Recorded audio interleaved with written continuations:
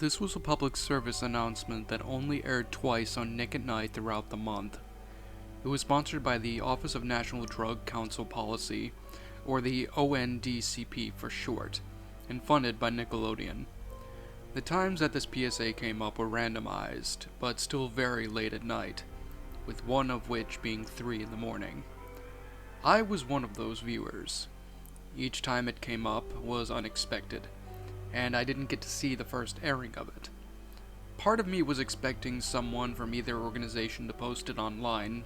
For some reason they didn't, and I didn't get many pictures.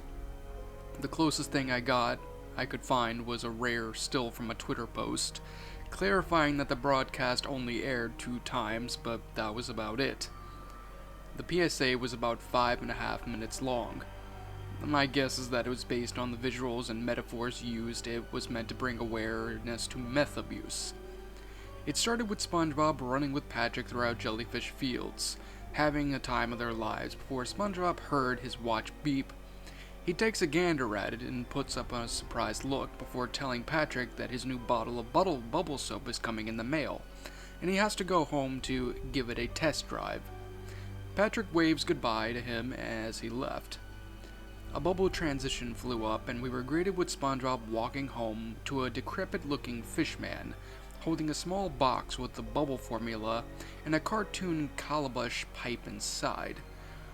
SpongeBob took the box from the fish and shook his hand vigorously before rushing inside. The fish waltzed off too, pulling out a fat stack of cash from his pocket and fondling it. It cut to SpongeBob jumping onto his busy chair and reading the instructions that came with the bubble formula, before pouring it into the pipe. But before he could blow into it, Gary interrupted him. Meow. Oh, Gary, it's amazing! I got those new state-of-the-art bubbles early. For some reason, you blow it with a pipe, but still, I can't wait. Meow, meow. What do you mean I should refund it? It's just bubbles, Gare Bear. Don't you worry. The scene cut to SpongeBob's wall with a calendar nailed to it. The page read, Saturday 14, but afterwards it disconnected and showed Sunday 15 behind it. As the page fell, you could hear SpongeBob inhaling and exhaling the pipe in the background. SpongeBob was seen stepping into his house, groaning and tired with a very small barnacle on his cheek.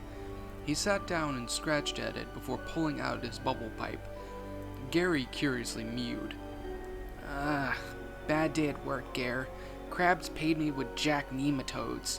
Squidward's on my case again. The customers don't know what waiting is. Whatever. Nothing a little pipe and TV can't fix. Meow. I already told you they're just bubbles. They can't hurt me. Quit being such a scaredy snail all the time. The same calendar sequence appeared, now switching to Monday 16. SpongeBob sank into his buoy chair, eyes wide open, staring at his TV. The background music was much more muffled than before, but also had the ambience of commercials playing along with it.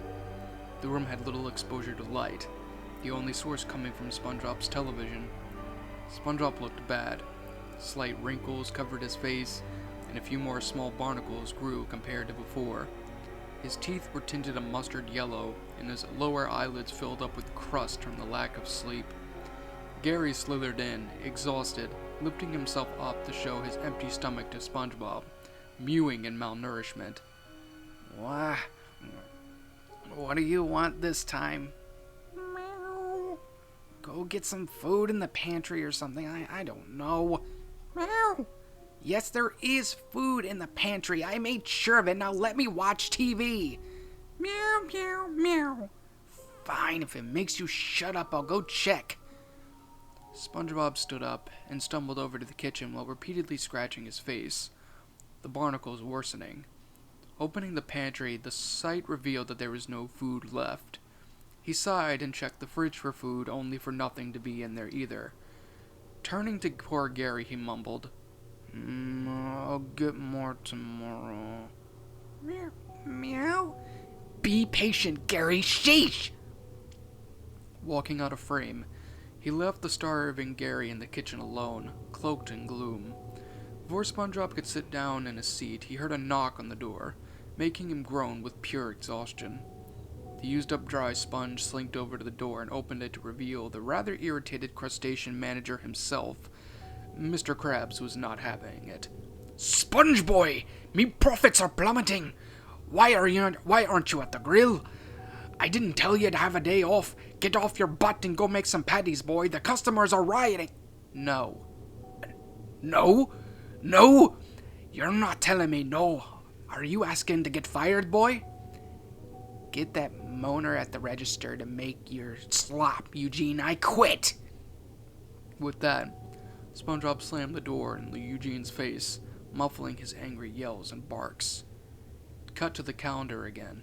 This time the walls behind it were beginning to mold with black smears. The date had changed to Tuesday, 17. There he was, SpongeBob, heavily wrinkled and infested with a horrific number of barnacles littering his face. Some black substance surrounding his lips, presumably his own saliva from how many bubbles he had blown.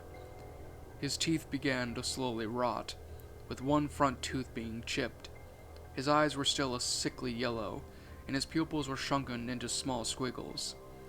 Gary now lied on his side, gasping for air, his body much more starved than before. The diver's helmet television was now reduced to a color pattern and a long beep. Outside of SpongeBob's pineapple, Sandy knocked on the door, and Squidward stood impatient, with a face of pure annoyance. Opening the door, irritated just as much as Squidward was, SpongeBob strenuously clawed his face. What? What is it? SpongeBob, it's been a hot minute. I'm worried about you, buddy. You haven't come out in days. Anything going on? Are you sick?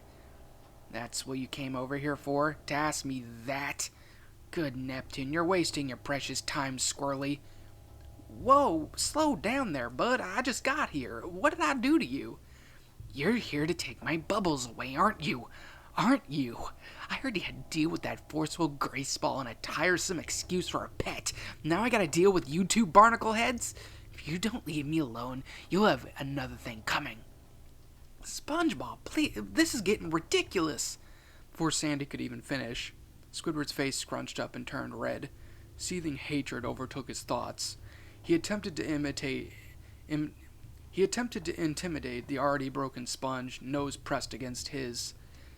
I've been at the register, sweating like a sea dog, doing your work for 2 days straight. I keep getting screamed at by the customers if their order isn't exactly how they want it. I'm a cashier, not a fry cook. I can't take this anymore. Are you gonna get back to work, or will I have to drag you there? SpongeBob's eyes squinted, and Sandy gasped with fear. The bastard violently yanked on Squidward's collar. Touch me. Lay your tentacles on me like that again. I dare you. Well? Squidward was now fearing for his life. He ran back to his house and locked the door. Sandy, still shaking from the reaction he had, attempted to pull SpongeBob from the doorway, desperate to seek out a professional who can help him. But she ended up flung against the side of his house by her feet.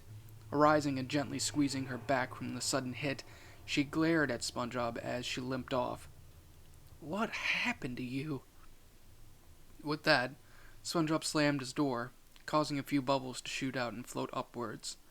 However, the door would slightly creak back open, indicating that he had slammed it to the point where it didn't close. He made his way back to the chair, with Gary now limp and surrounded by hungry flies.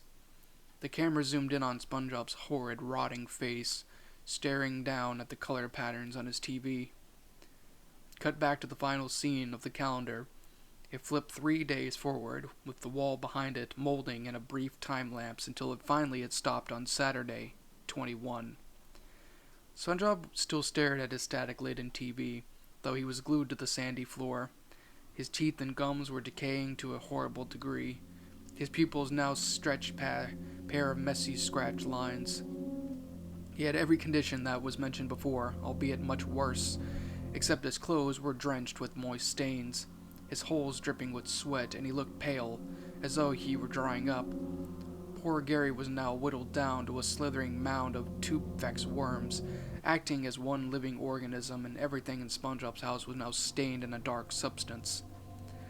He scratched his face again and again, unstoppable, before letting out a crazed laugh. Turning to his pipe and bubble solution, almost empty from how much he had been bubbling, he hollered, "One more. One more. just one more. I can't stop. I won't stop." Quickly, he swiped the pipe and blew into it, but this time he froze, dropping it before clutching his tie, coughing and wheezing up dark bubbles, all with a rotten smile that stretched across his mug. The background rang, a long, extending ring, like if someone fired a shotgun right next to your eardrum. Spongebob fell to his side, arm extended over the floor, with his yellow, crusty eyes rolled in the back of his skull. The view became slightly blurrier until SpongeBob's door whammed out of sight. Patrick's voice called out, "SpongeBob? Are you there, buddy? Hello?" A light in the doorway shrouded SpongeBob's dying state. A gasp and visceral, tragic wail from Patrick bellowed throughout the house before suddenly being cut off. Everything blacked out. Before the sponsor card came up, crediting ONDCP and Nickelodeon together, light yellow text faded into the screen. No sound, no music, before one of the Nick and Night sitcoms followed, ending the PSA. All it takes is one puff. Life isn't a cartoon.